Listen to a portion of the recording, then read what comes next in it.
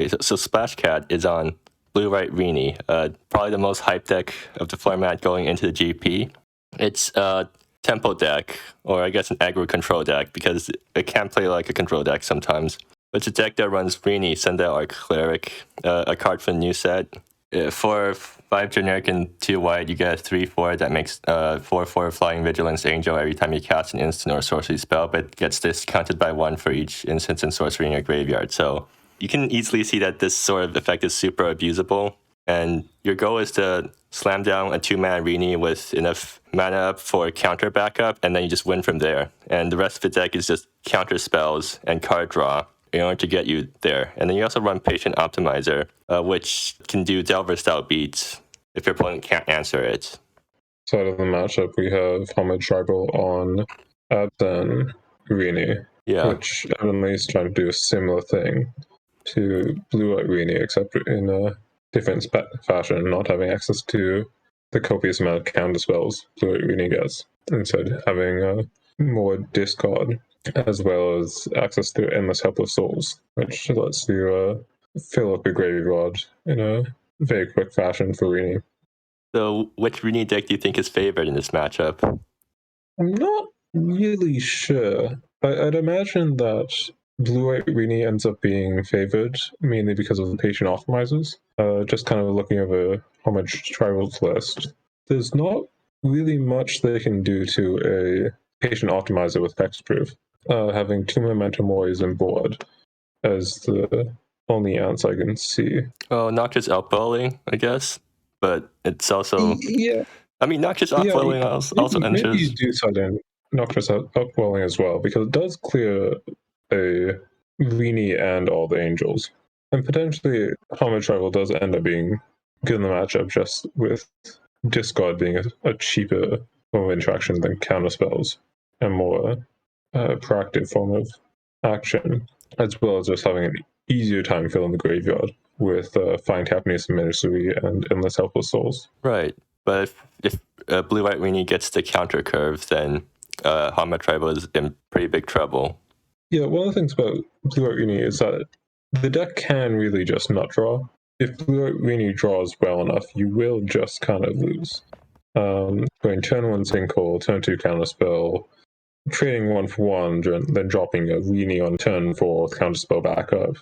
Really, there's not much a lot of decks can do to that kind of curve.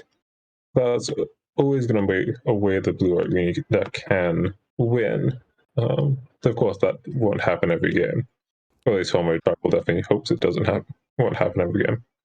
Homage Tribal is on quite a few different threats. So I mentioned that Patient Optimizer being a dangerous threat for Abzan Rini to deal with. Abzan Rini is on Denathra and Muck Bruiser as its kind of secondary threat. What do you kind of think about that? Well, the Rini deck can't easily answer it once it comes down, because it taxes your opponent, and like the Rini deck is pretty tight on mana. If you're spending 4 mana to kill it, then you're not spending 2 mana on a counter spell.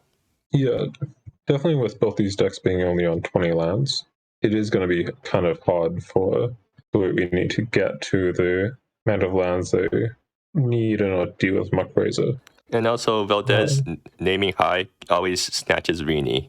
Very true as well. And that's probably definitely a major advantage Homage Tribal has in matchup, where just having an easy way to deal with Rini kind of proactively, and I think even when it comes down, Homage Tribal has more answers than Splashcat does.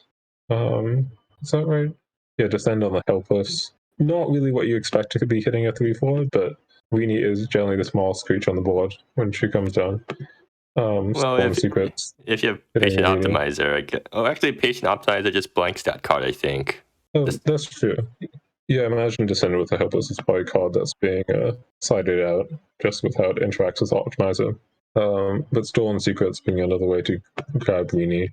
Prying Inquiry being an excellent card matchup because not only trades 1 for 1 with the discard, but also having the Investigate, so you don't need to play into counter spells, isn't very nice as well. Well, I mean, Stolen Secrets is sort of a crapshoot because the Rini deck runs a bunch of different card types. Yeah, that's true. Though I kind of like Homage Tribal deck because they have so much additional discard. Yeah. having Trying Fiery and Valdez's Pinch Pennies. So they're on 11 forms discard, and then Endless Helpless Souls as kind of a pseudo discard spell with the kind of discard they're running. But it doesn't hit Pinch Pennies. Right. And now The game has started. And how much trouble would get the choice of player draw. okay, I so imagine this is always a play matchup, yeah, because just you wanted because of how much trouble discard. and Harmon Tribal sports mulligan a 0-land hand. Meanwhile, Splashcat also mulligans their hand. Splashcat had a mediocre 7. Oh, I think Splashcat is going to keep this because it does have a counter spell and then cantrips. Yep, this is kind of just Splashcat's hand is just something that you're kind of forced to keep with these Xerox kind of decks. Yeah. You have interaction, you have draw, Cosmic Sinkhole kind of being synergistic with the opt. Harmon Tribal mulligans again. And 7. And this seems like a pretty solid 7 at the bottom, the sand and the pithvault, presumably.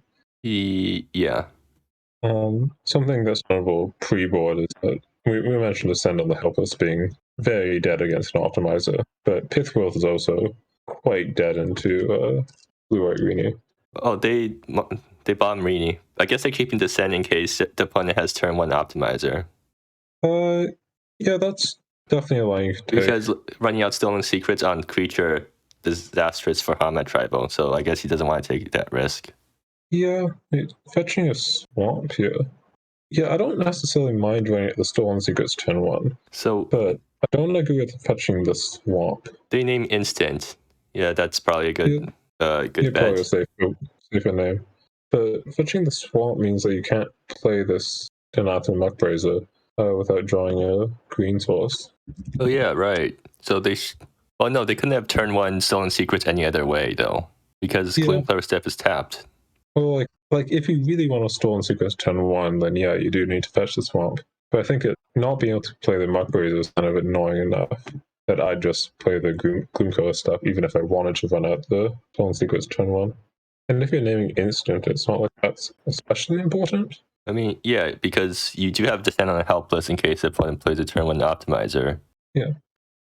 So I'm assuming Splashcat is just gonna monkey shines here because my tribal knows that Splashcat doesn't have any other counter spells in hand right now. Yep, monkey shines being a premium cantrip over opt, the cantrip you play because it's an instant. How do you feel about? So obviously, Descent on the helpless is kind of intended to deal with optimizer. I guess it deals with the Rini too. Reading on an empty board. In case optimizer isn't down. Oof. Another Denise Mike Bruiser.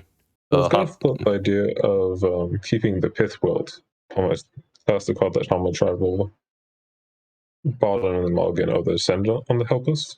Just because Splashcat's on the draw, it seems unlikely they run an optimizer on turn 1 and wait until turn 2 to go optimizer plus cantrip, in which Descend on the helpless does not do anything there. I'm getting really punished for not fetching forest there. Yeah, so how many? They don't have that many. What? 3, 6. They don't have that many non-green sources in the deck, but it certainly will be rough if the land they draw is not one of them, not a green source. Since Hammer Tribe doesn't do anything, Splashcat gets the end of turn planet, which is extremely ideal for the deck, and now they get to pass the turn holding up counter spell and opt with the planet floating. And now I think Hammer Tribe was in huge trouble. So they find the green source, which is nice. And now, do they run out the endless hopeless souls? Maybe, I guess they want to bait the counter spell with the Denithra first. And so one of the interesting things about so one of the Muckbrazers neat. One of the interesting things about EHS in this deck, not a good interesting, but more of a bad interesting, is that a lot of the hits off EHS kind of depend on the board state. The 4 Journey and 2 Pith Worlds, 3 Descend on the Helpless. Dire Predictions, you want a creature in play. That's not the worst hit. Oh, I thought you were going to mention how like Misery and Dire Predictions doesn't actually work off EHS, or at least the leitmotif / tether part doesn't work. Well. Yeah, I guess leitmotif doesn't work off, only works from hand. I wouldn't have caught it because the version that's on the website doesn't have the reminder text. So Splashcat's going to end of turn opt with the spare mana. And now I think Splashcat is super head. Yeah, definitely agree. It seems like all Splashcat needs now just find really any threat. An optimizer. They're getting the ideal Rini curve where you just go turn 1 cantrip, turn 2 end of turn planet, and then you get a counter plus card draw. Yeah, well, the thing about a Rini curve is that you kind of need to draw a Rini in order to curve into it. Splashcat's gonna sorcery speed planet. I'm not sure what that was trying to do. Maybe I guess, find a Rini, but then you don't have counter protection for the Rini. Yeah, it doesn't seem like you really want to be running a Rini into. Well, I mean, Splashcat doesn't get punished for that because Sinkhole. Yeah, you could let this EHS resolve. Actually, I'm not sure what you're super scared of. Splashcat just doesn't want to see it resolve because, or they don't want to think about what might happen. It's safe to do so. It needs to remember the planet. Are they going to keep the opt in hand for Patient Optimizer? Yeah, they are. Yeah, I think Splashcat's probably had enough. It feels confident enough that you probably just counter the EHFs. But there's almost a world where you just let it resolve and see what comes off of it. I haven't looked too closely at the numbers in Helmet Travel's deck, but I can't imagine they're that likely to hit 2 things. And not only that likely to hit 2 good things. Because you only really care about the prying priory and stolen secrets, and I guess some upgrades too. So Splashcat has no counter spells up? Is Hamatriba just going to run out endless helpless souls? No, they're not. Huh. What thoughts about not running out EHS here? Well, again, the question is what can Hamatriba Tribal hit off it? Right. That's particularly good. Card draw, discard. That's really the only options. Maybe more Denny's from Muck Bruisers. Yeah. I guess they're floating Find Happiness now. Even so, next turn if the EHS and it gets. Oh wait, EHS doesn't actually trigger Leitmotif. Well, presumably when the spells cast off, it will. But Denise, Hamatriba just runs out Denise and Muck Bruiser, and Splashcat does have the mana to Journey's End it and still keep up stuff. Not with the Wood 2, or pseudo Wood 2. They get up to 6 lands this turn, right? So then they can Journey's End and still keep up like 2 mana counter if they draw any. Yeah, they could definitely do that. Alternatively, they can crest it and then crack the clue at the end of turn. I think if you're cresting it, you probably are cracking the clue immediately to get Optimizer. No, I mean like end of turn crests plus crack clue. Or actually, right, because Optimizer. And Splashcat doesn't realize. Oh, no. Okay, good. They do realize. So, yeah, they are going for a crest plus clue play. And that seems. Well, it does look a bit weird, but I think it's just incredibly safe. Yeah, because there's not much. Because Splashcat doesn't have any counter spells, and I doubt that Hamatriba is going to play around counters at this point because they're sort of desperate. No, that seems really wrong. No, what am I talking about? Because if Hamatriba just slams a Rini here, Splashcat just loses. So I'm assuming Splashcat's not being punished for it, but is Splashcat just going to run out EHS here? Hamatriba? Probably. I mean, they could run out the Rakuza again and Valdez, which seems fine. Okay. But they do end up running at the EHS. That will also help them find lands, because they'll probably trigger the Find Happiness and Misery and good chance to draw a spell off it. So they get a discard spell and a draw spell. Is that good? Oh, they bottom 2 Rinis. Okay, bottoming the 2 Rinis is really bad, but I think they have shuffle. They have shuffle effects. Yeah, but you would have preferred to draw them, and they don't have any shuffle effects in hand right now. So thoughts about taking Social Graces instead of Journey's End in order to prevent Patient Optimizer from growing next turn? Or is that like just way too out there to make? You might be forced to do it. It's kind of a rough spot. I think you probably should have. This is a very minor thing, but you probably should have died predictions first. Right, and Find Happiness and Misery should be cast too, right? Right. Is Hamatriba going to realize that? Well, I don't think the order matters too much here, at least game rules wise, because all the cards are unknown, so we don't actually have to call a judge or anything. It is. They mentioned that. I think Hamatriba just forgot about Find Happiness and Misery. You may cast this. Oof. That's unfortunate. I think Find Happiness is just gone now. But Hama Tribal gets to discard Splashcat's hand. Yeah, I guess with the Valdos it doesn't. Yeah, so Splashcat notices it. Yeah, so I was going to say that Hama Tribal probably should have attacked die predictions to resolve first, just in the off chance they draw a Rini, because it might have affected what they took off Stolen Secrets. So you mentioned that Hama Tribal might have wanted to take the social creations to put on the optimizer from going, but if they, for example, saw a Rini on top of the library, then they'd want to always take the journey's end. And I don't think that play actually mattered because they had Valdez in hand all this time, so they were going to double discard the opponent anyways. Yeah. But in that's that definitely true as well. case, would Valdez first have been good? Because then, well, no, you wouldn't know that you would hit Stolen Secrets off EHS. So yeah, you EHS first, see what you hit, and then Valdez afterwards. Yeah, I think in this case, because they have a Muck Bruiser in hand, probably EHSing first makes sense. Because EHS has a pretty solid chance to draw a land, in which you can just play the Muck Bruiser. Whereas you have the backup of playing Valdez. It's possible you just want to play the Valdez always, just to try and snipe a Rini. So something else to mention, Descent on the Helpless has a memento cost, and Hama Tribal is getting pretty close to casting the memento. So it does have a memento cost.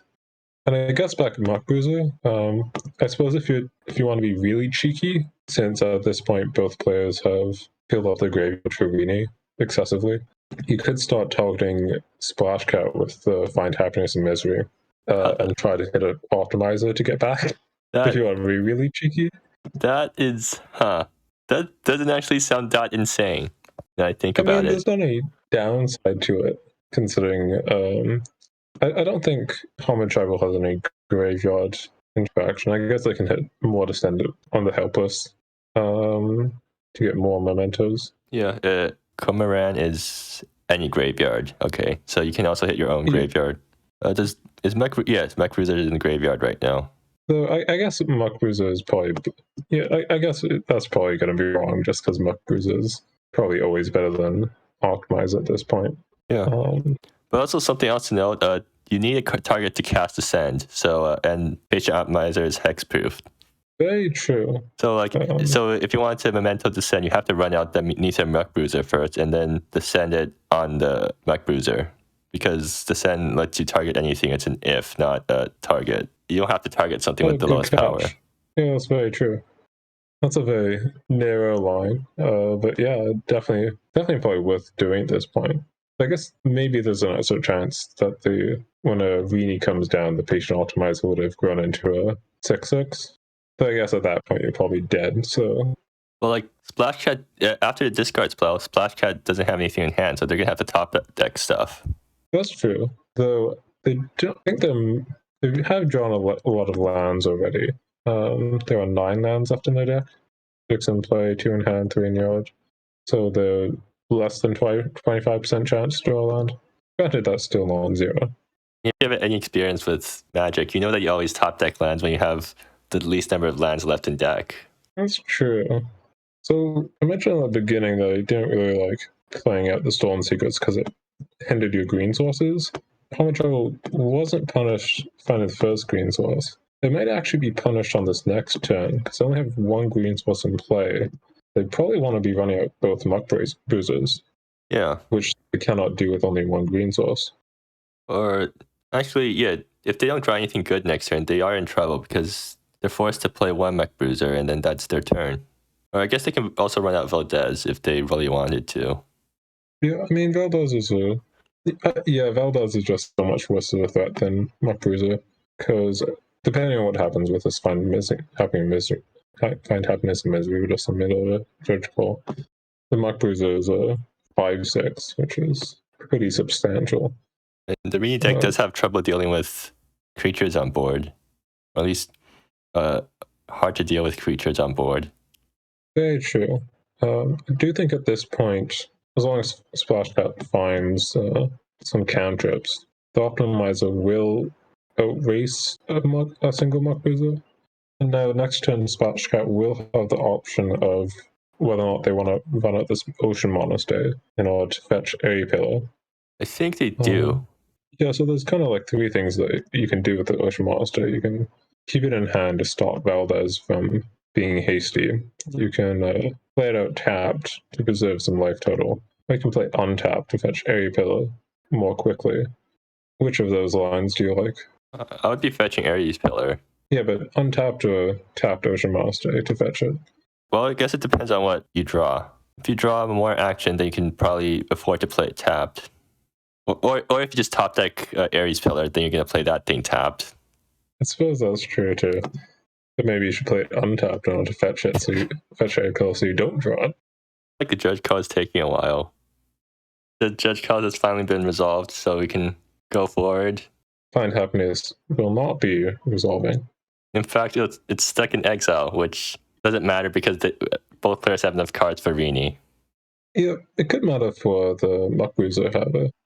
Actually, yeah, right. Splashcat realizes that it does not matter what is named off pinch pennies. Even if you only have one hand, you should always make your opponent name off Valdez, because in order to get into their head and figure out what their psychology is. Like, yeah, when your opponent has a one card in hand, are you a lowest or highest kind of guy? Someone can probably just make some sort of a personality quiz off that, I feel like. So, Splashcat finds a series of cantrips, options, puncture shines into Rini. Okay, I think the game's probably over at this point. Yeah, so this is kind of an interesting spot because at the moment the optimizer is blanking this send, so Rini would actually be safe here. And I don't actually think Common Treble has any answers to Rini besides the descent. Yeah, it doesn't look like it. Okay, no, the Journey's End would be the answer. So yeah, it makes sense keeping Rini in hand. Hama Tribal can run out 2 Muck Bruisers this turn. Yeah, they did find the Green Bastion, so they will have to shock themselves in order to do so.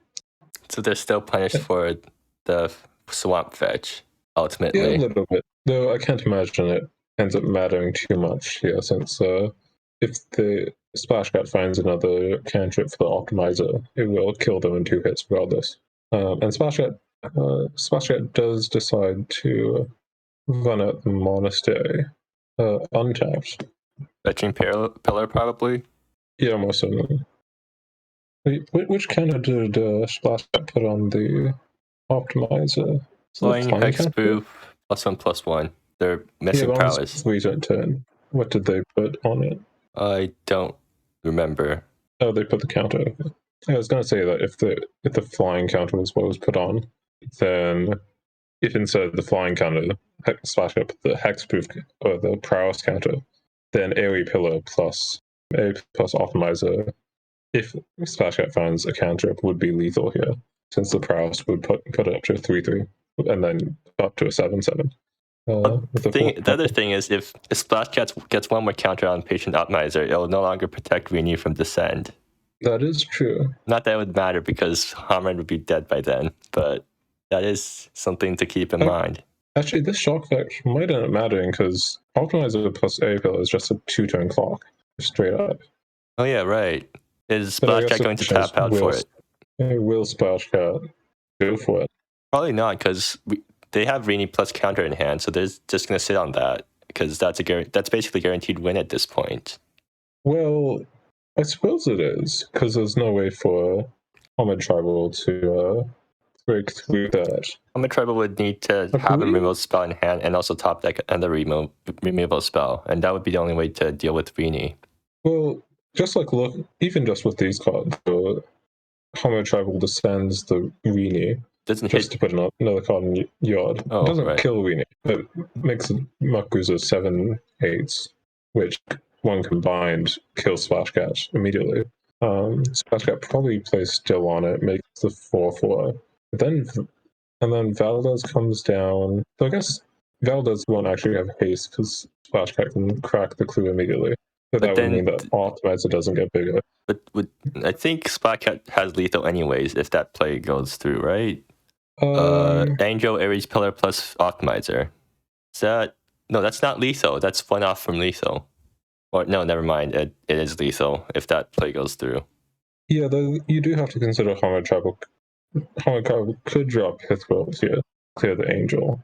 I guess then couldn't play the Valdez, predictions so is they not what you couldn't need. force the clue crack. So I'm curious if Comet Travel runs out this Descend on the Helpless, because it will force a jump. No, they're gonna die I predictions. guess, yeah, the dire predictions. I know that, yeah, you can surveil with dire predictions. I was going to say that it exiles itself. I know you may. Splashcat is going to counter it. Makes sense. I think you just want to play up the still. Because that does. Should have led on Descend then. Although I guess they wouldn't know that Splashcat has still in hand. Probably doesn't really matter. Now Valdez comes down, and Splashcat decides to immediately track the clue. Which, they're looking for Cosmic Sinkhole. Well, that's actually. I haven't done any calculations, but that might be an error because if they wait to crack the clue, then Patron Optimizer plus Area Pillar is lethal. But now because they cracked the clue, the Optimizer. And they chump with the Rini. Yeah, I guess it doesn't matter here because the Angel Optimizer plus Pillar is lethal. And it's funny because in this line, the Chalk Fetch, even be played untapped, does matter. So if Splashcat decided to not crack the clue with the Valdez and just wait, then it didn't. The Shock Fetch didn't matter because it still would have mattered because Optimizer is only 6/6. They'll only do a 9 or 10. Right. So for sideboarding, I think we already mentioned it, but so Hama Tribal is probably bringing in Memento Mori and Noxious Upwelling. Maybe Seal the Tomb. Yeah, how do you feel about Seal the Tomb in this matchup? Well, if the opponent, is there a way to mill the opponent's Rini? Or you can discard them, discard. Right? That might actually be something you want to do. Happiness and misery, but very possible. At the same time, you don't have a ton of ways to deal with Optimizer. So I guess Momentum Mori is probably good enough. You have enough ways to find. Yeah, plus the upswing. Okay, the points have already started. The game has already started. Well, we do see the Seal the Tomb. Okay. And meanwhile, the Rini deck probably brought in Journey's End. Wait, hold on. Does Homa Trouble not have any? Oh, this is funny. So Homa Trouble doesn't have any answer to Bind the Mind. That doesn't matter because Bind the Mind can't name Rini because it hits both players. Oh yeah. Well, no, you can play Bind the Mind naming Rini, and then on your Rini turn you crest it, and then you play Rini. That actually has happened to me before in the Rini mirror match. Wow, really? That seems a bit narrow, only 2 crest. But well, no, the thing is, I boarded in Bind the Mind and then played naming Rini, and I forgot that I hit both players. And then during my Rini turn, I drew crest and then went for that play, and somehow paid off. Out. Yeah, so Momentum Mori, we do seal the Tomb and Momentum Mori. We need to wait to see if Nosh Upswing was brought in as well. So Glimpse in the Static does actually dodge Muckboozer's Wood-esque ability, because Muckboozer only hits spells. Right. Though, again, it's not terribly exciting. Tenuous Existence against Rini, maybe? That seems okay, maybe a bit now. I'm imagining bringing... I guess it's not really that much exciting here for Splashcat to bring in. Maybe the 4th Optimizer, probably the Journey's End. Right, Splashcat's running a different sideboard than the version that I was running. Yeah, a couple cards different. It definitely seems like Homa Trouble gets more from sideboarding here. Yeah. So this Muckboozer, they just resolve through... I guess Homa Trouble's on the play, so the turn 1 A pillar means that Splashcat can't sinkhole it. The Splashcat does have a bit of an awkward draw with lots of very expensive cards. The Jenny are not normally being this expensive, but with Muckboozer being the only target, costs 4. They plan it into a land. The mana is a bit awkward, but I imagine by the time they want to cast Rini, it will be okay. I'm assuming they just play a land and pass. Oh, they're gonna main phase opt. I guess, yeah. I guess they're... What are they digging for here? I'm not sure, because this will make them discard if they don't play another spell here. Maybe they're purposely trying to discard for Rini or something. They could be trying to discard for. Oh, they discard Gaze Deeper. They discard Gaze Deeper, huh? I guess. I mean, I'm not sure why you're like you don't even have the white sources cast Rini. I honestly might discard a second Journey's End because like that's not hitting anything right now. Well, you know that one of the Journey's Ends is going to hit the Muck Bruiser, right? Right. So maybe the second Rini then? Yeah, saving one for Rini. Oh no, discarding Rini doesn't actually reduce the cost of the other Rini, and also opens up to seal the tomb. Yeah, I don't mean discarding Rini. Gaze Deeper makes sense as a discard to me, just because you're on all spells already.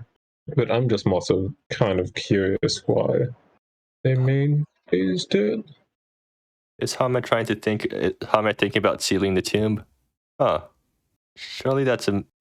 I feel like that's not the right play here. I guess it reduces Rini's.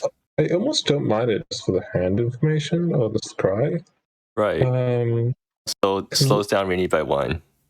Because in this kind of matchup where you have these very polarizing cards like Rini or Patient Optimizer, knowing what your opponent has in hand is a kind of a big deal. So we do see Splashcat's board plan. So we see one Tenuous Existence, both Bind the Minds, signing in the 4th Journey's End, and not citing in the 4th Optimizer. Okay, yeah, I already closed the window, so I'm just going to go off what you said. Hopefully I'm not missing anything. And it looks like I can't tell what they bought it at. Give me a second. They bought out Crest. They look like they bought it out Crest. Did they bought in Bind the Mind? Yes, they did. Okay, so, So, I mean, so maybe they just don't realize it because that's obviously a thing that can happen. No, I'm pretty sure I made the Bind the Mind mistake against Splashcat, I think. If you hopefully then know in that case. So what are they naming with Bind the Mind? I guess naming Muck Bruiser is okay. Naming Journey Ends. Naming Journey End actually seems kind of good. Sinkholing the Find Happiness. Well, it does slow down Rini. Yeah, Find Happiness. Same with Planner as well. Both of them are just very efficient cards.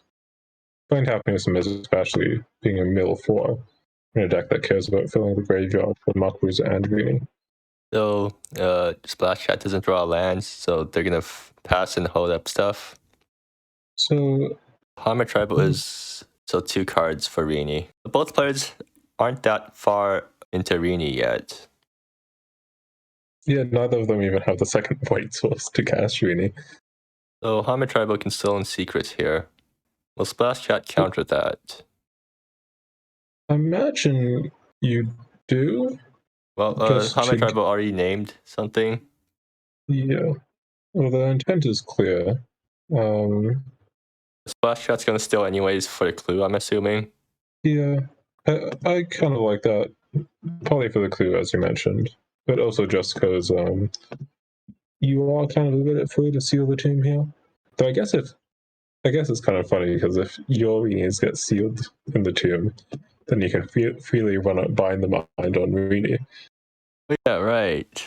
But then how are you gonna win? With optimizers? Yeah, it'd become Optimizer versus Muck Bruiser.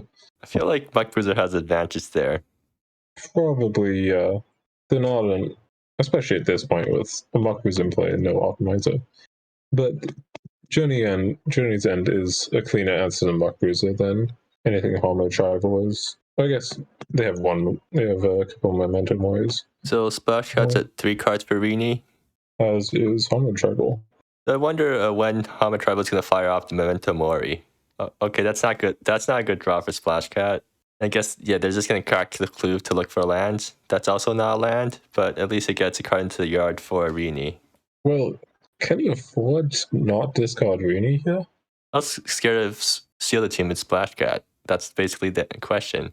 Well, I don't even know if it matters how afraid you are. Can you win if you try and hold on to all these Rinis? Apparently, that's what Splashcat's going for. I guess. But now with only one Journey's End, it seems really hard for Splashcat to win. Just like looking at Hammer's Tribal hand. So this prying probably is going to resolve and probably going to take this Journey's End. Hammer Tribal gets to see Splashcat's 3 Rinis in hand. See Splashcat's misery.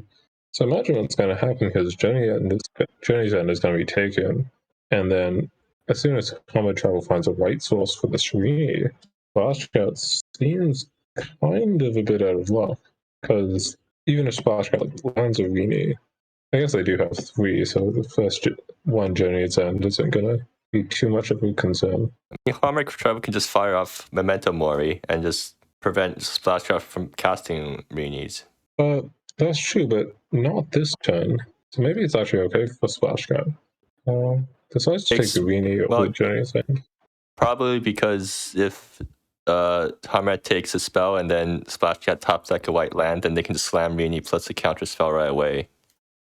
Yeah, though they can do that. Though with 3 Rinis, there's a kind of question about redundancy. So in order to answer both of these remaining Rinis, Hammer Tribal would need to find another, specifically Journey's End, right? Yeah. Still not knowing if they decided to knock yourself flying. I mean, Descent also answers it, but I don't know if they decided that out. I would kind of hope that they did. So Hammer Tribal can end of turn Memento Mori and then slam Rini next turn. They definitely could. Yeah, I guess they probably need to, right? Keep the Memento Mori. Yeah. So if they don't, and Splashcat draws a consecutive right sources, kind of rough. Is Splashcat gonna counter this? I think they're forced to, right? Yeah, because so now they have Gaze Deeper up or next turn. Well, they're gonna die before they can resolve Gaze Deeper, or at least they can't do so the following turn. The thing is, did they not draw for a turn? Or they did draw, and that's not a land. The tenuous distance. Back the clue. So if Hammer Tribal decided to, they did keep in the Descend and the Helpless. So Hammer Tribal decided to take the Journey's End. Okay, never mind. The Rini there. Yeah, they can just pretty safely. So the funny thing is, if they didn't draw Descend or Memento Mori, then they run out Rini and won't have a target for Journey's End. But they do draw stuff, so yeah, that doesn't matter now. Well, you can always target your own Rini. They wouldn't be able to cast Journey's End with only 2 white sources, actually. Oh yeah, right. But they have Memento Mori, so. But now this game seems very over after a Memento Mori clears Splashcat's graveyard here. I guess it will be countered by the sinkhole. Oh no, is Hammer gonna wait until opponent's upkeep? I think so. Yeah, if the Hammer waits until upkeep, it seems like it'd have a similar effect because even if Splashcat draws a white source, Rini can't be followed up with any spells. Make use of their information to wait. Well, let's see. Splashcat can tenure its existence and then Cosmic Sinkhole, and then I guess hope that Hammer doesn't. I guess they're not going to tenure its existence here. Are they not going to? No. I mean, you can always tenure its existence a token. Yeah, I guess that's true. Wait until draw is poised. But doesn't matter. Yeah, it turns out I'm not drawing 4th land. I'm drawing 3 Rinis is kind of rough. I don't think Splashcat's reboarding here. And okay. Yeah, I can't imagine you board differently on the draw and on the play in this matchup. Then maybe they just reconsider.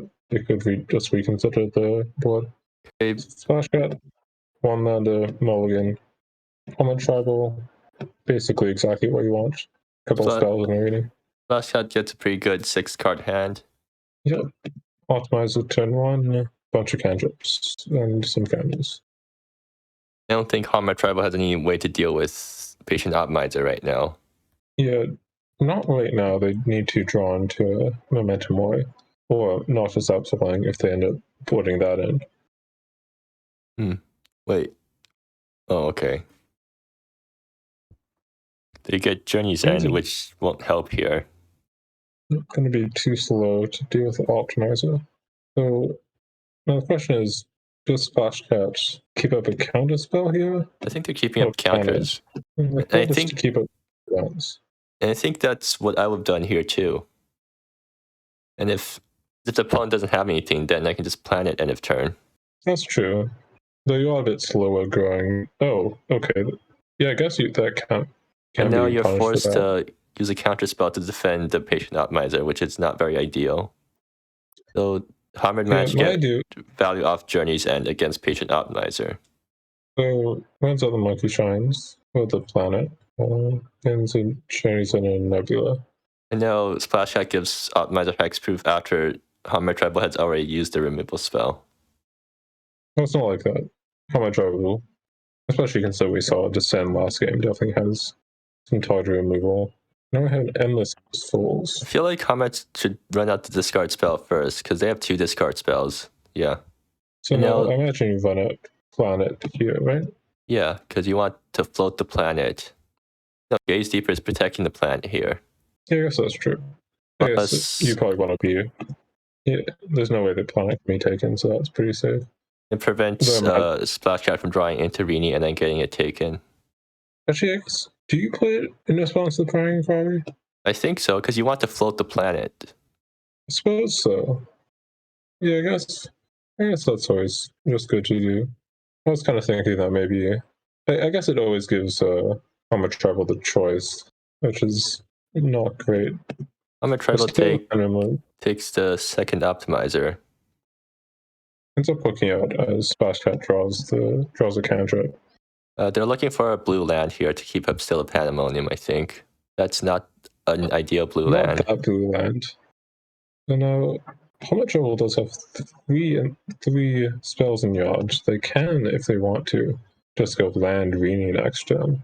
Is Splashcat going to play? Bind I think they will, because otherwise, what are they doing? Well, They can't hold up still a Pandemonium. naming what? I definitely imagine that they'll play out here. EHS, maybe? So EHS would be a timely name. They could also name just Valdez, because Valdez is kind of scary here. With Splashcat being only one hand. Mug Bruiser? Well, I mean, yeah, I guess that sort of makes sense. I feel like that's a bit premature. Yeah, Planet Travel Link has 3 cards in graveyard and no Mug Bruiser in play. Oh, they don't even have the green source. So now, if you're at Holland Travel, what do you do here? You run out EHS because the opponent's tapped out. Well, you could run out EHS. You could just run out Rini. You could run out Valdez. You don't have Rini plus the spell, so you're. Wait. Homride knows what's in Splashcat's hand, right? Yeah. They know that Splashcat just has the still. Yeah, so you run out EHS here because the opponent's tapped out, and the next turn you run out Rini, and it can't be stilled. Oh, right. Hammer doesn't actually have the mana for EHS. They have a land play, so they can. No, it's tapped. Lumbering Hillock is tapped. No, they have a fetch. Oh, right. So they start to die predictions. Bottom of the journey's end. Sorry, bin the journey's end. I'm assuming they just run out EHS here. And they dead Muck Bruiser. Somehow that Splashcat's 900 IQ play actually paid off here. And then plays a tap Lumbering Hillock? What is it? Then, okay, they're just going to run out Rini. Too. I still would have run out EHS first because that plays around still the Pandemonium. Oh yeah, I suppose that's true, that playing out the EHS first. Splashcat doesn't draw an answer to Rini, and I think that's probably game. Maybe. There's not like how much trouble has too much to do with the Rini since the EHS is getting good. You Valdez, and then you EHS, and you get at least 2 angels, and I think that's enough to win. Oh yeah, so yeah, Valdez is a spell, yeah. The optimizer is pretty close to optimizing after the still. It's 2 away. That's 2, but Splashcat is more than 2 turns away from dying. I feel like if Rini makes 2 angels, that's definitely 2 turns. And Splashcat's just gonna still here. Yeah. Imagine that you just run out EHS. That would be solely tempted to just run out this Valdez.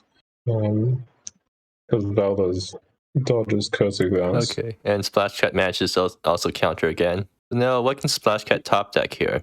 Well, just cantrip Journey's End. Right, but then you're still getting beaten down by 2 angels.